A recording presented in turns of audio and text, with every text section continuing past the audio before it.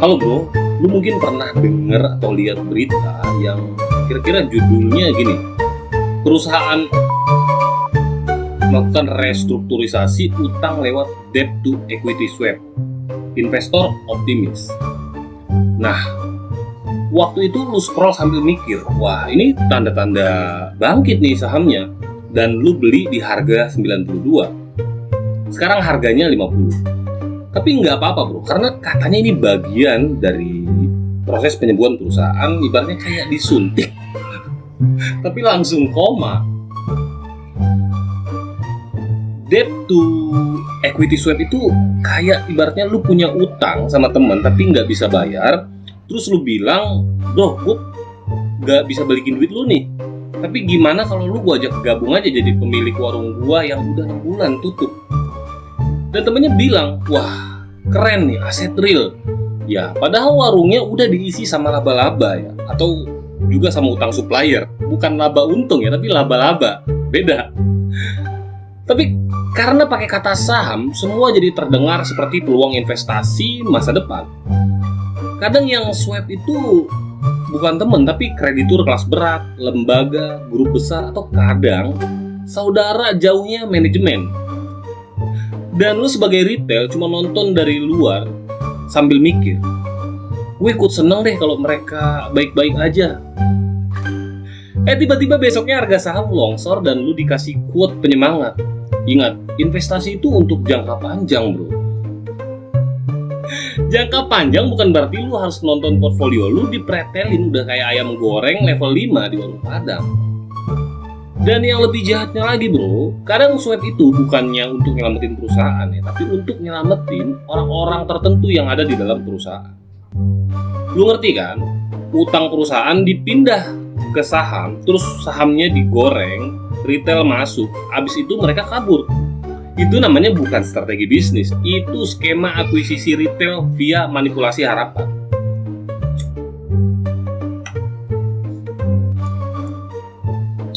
Makanya di video kali ini gue sebenarnya bukan sekedar ngomongin teknik swap ya. Ini soal strategi narasi, soal gimana kata restrukturisasi bisa dipoles jadi harapan palsu. Karena kadang yang dijual ke publik itu bukan saham, tapi cerita bahwa semuanya akan baik-baik aja. Pertanyaannya sekarang, lu mau jadi investor yang ngerti kenapa narasi itu muncul, atau lu mau jadi korban yang baru sadar setelah uangnya dibakar? Gimana? Udah mau sadar uangnya dibakar atau belum? Ayo kita bedah bareng-bareng.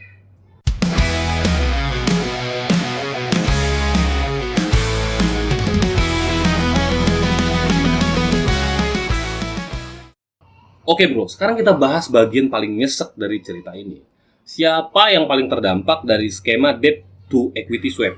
Jawabannya jelas, investor retail, alias lu, alias kita, alias kaum baru tahu pas udah turun 15%.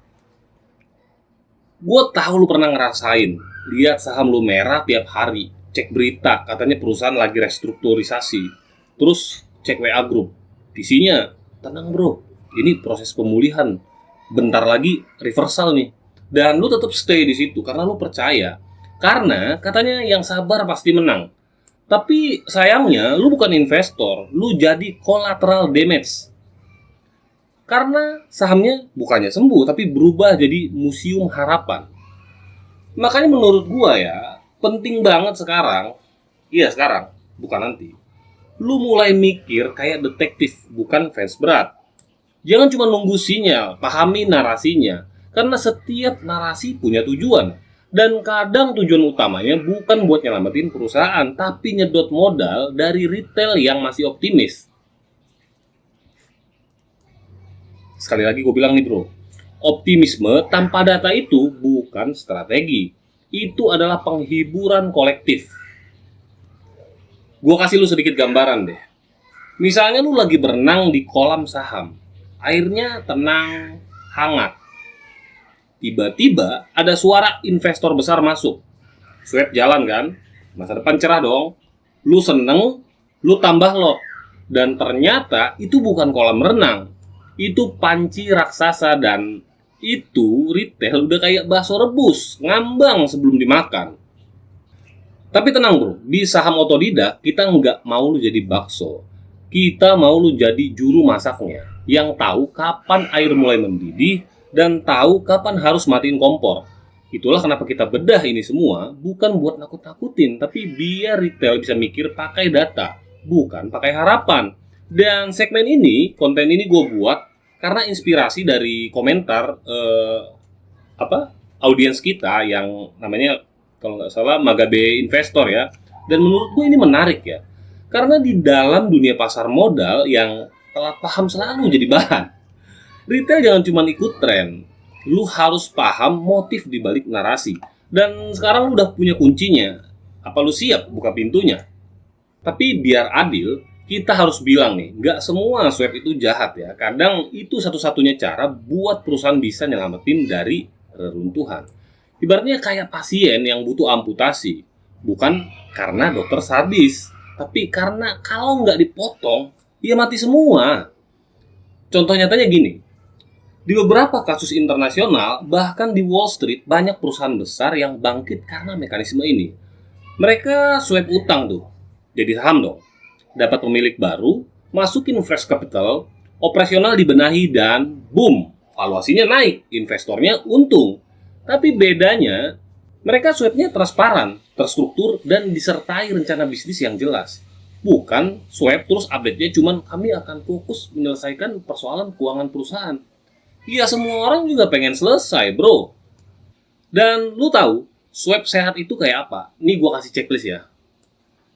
Ada pemodal baru yang masuk, bukan sekedar kreditur lama disulap jadi pemilik. Terus, ada rencana bisnis yang konkret, bukan template PPT kosong. Kosong di sini bukan literally kosong ya maksudnya. Ada tapi nggak guna gitu. Kemudian, ada transparansi valuasi sahamnya, bukan angka ngasal hasil bisik-bisik ruang meeting. Dan yang paling penting, ada upaya perbaikan operasional, bukan cuma perbaikan narasi. Karena kalau nggak ada perbaikan core secara bisnisnya, ya itu namanya bukan restrukturisasi, itu zombie company dengan baju baru. Dan pertanyaannya sekarang, gimana lu sebagai retail bisa deteksi mana swap yang beneran niat dan mana yang cuman kamuflase? Lu baca siapa yang dapat saham, apakah dia emang penyelamat atau cuma orang dalam yang pakai topeng. Kemudian yang kedua, lihat historis manajemennya. Mereka track recordnya beneran beresin masalah atau hobi bikin masalah baru.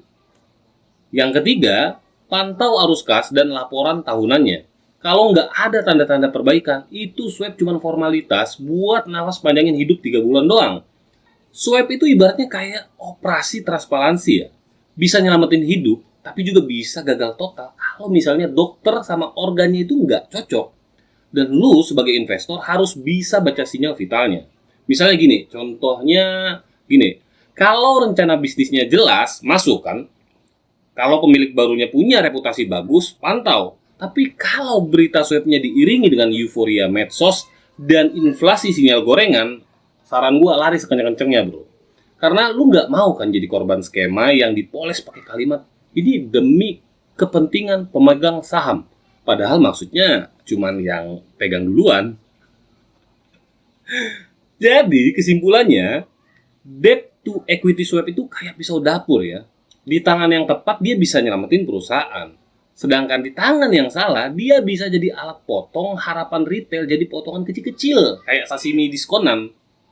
Lu nggak bisa kontrol siapa yang pegang pisaunya bro. Tapi lu bisa kontrol mau jadi bahan atau tukang masaknya. Oke bro, sekarang kita masuk ke tahap yang menurut gue ini penting lah. Gimana caranya lu sebagai investor retail yang berakal bisa bedain mana swap yang sehat dan mana swap sesat, licik, penuh jebakan buat para retail. Karena di pasar modal, terutama di Indonesia, ya lu tahu sendiri lah ya gimana kondisinya.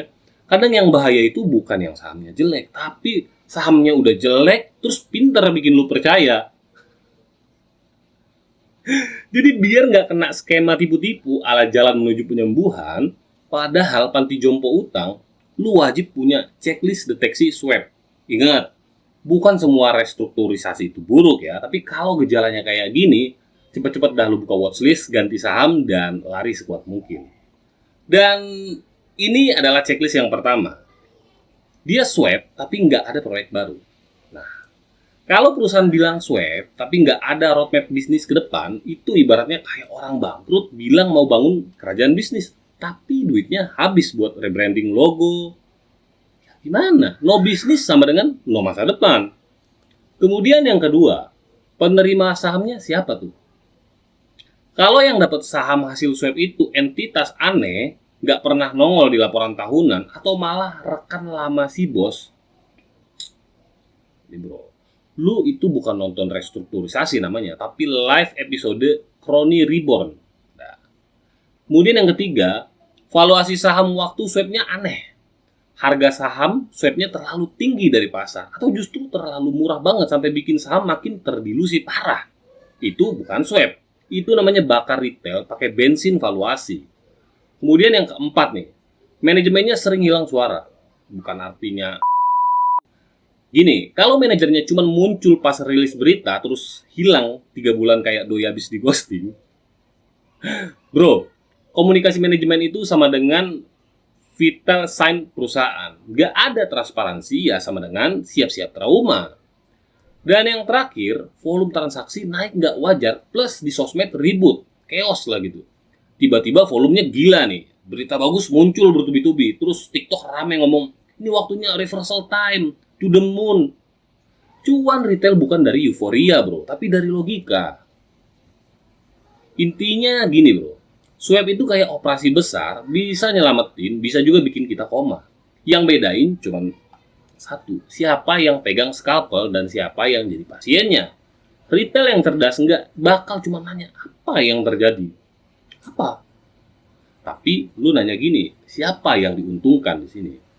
Kalau jawabannya bukan lu, ya ngapain lu ikut duduk di meja operasi? Jadi jangan cuman ikut-ikutan sebagai investor tren ya. Jadilah investor yang bisa mendeteksi motif. Karena pasar bukan tempat buat yang suka percaya buta. Pasar itu ibaratnya arena, dan yang survive bukan yang paling kuat, tapi yang paling paham pola. Dan sekarang lu udah punya polanya kan? Terus lu mau ngapain nih? Oke bro, ngomongin soal pola, gimana retail sering dijadikan tameng di depan, tapi nggak pernah diajak rapat di dalam? Pola di mana narasi bisa jadi senjata, bukan buat mengangkat, tapi untuk menenggelamkan dengan cara yang elegan. Dan swap bro, itu cuma salah satu bentuk dari banyak cara pasar menguji apakah retail itu pembaca narasi atau hanya sekedar pelengkap drama. Tapi kali ini lu beda. Lu udah nonton sampai di sini, artinya lu bukan retail biasa. Lu adalah bagian dari generasi investor baru yang nggak cuma cari cuan, tapi ngerti gimana cara dunia itu bekerja. Dan yang tahu bahwa setiap pergerakan harga selalu didahului oleh pergerakan cerita. Dan cerita itu bisa lu pahami, lu antisipasi, bahkan lu manfaatkan. Kita nih di saham otodidak, kita bukan yang ngajarin lu jadi trader sakti mandraguna ya, yang punya ilmu kanuragan tingkat tinggi yang bisa ngalahin malampir. Kita ngajak lu jadi investor yang sadar bahwa pasar itu bukan tempat cari kepastian, tapi tempat menguji kecerdasan. Kalau video ini bikin lu mikir, bikin lu ngerti kenapa lu nyangkut, atau bikin lu pengen warning nih ke teman-teman lu yang pernah ikut swap atau bakal ikut swap sesat, klik like-nya sampai RSI-nya overbought supaya algoritma YouTube tampilin nih video di beranda-beranda mereka. Dan jangan lupa juga subscribe karena ngerti narasi bukan cuma survive, tapi bisa jadi yang pertama ambil posisi. Gua dari Saham Otodidak, dan kita sebagai retail yang nggak bisa dibohongin pakai berita doang. See you!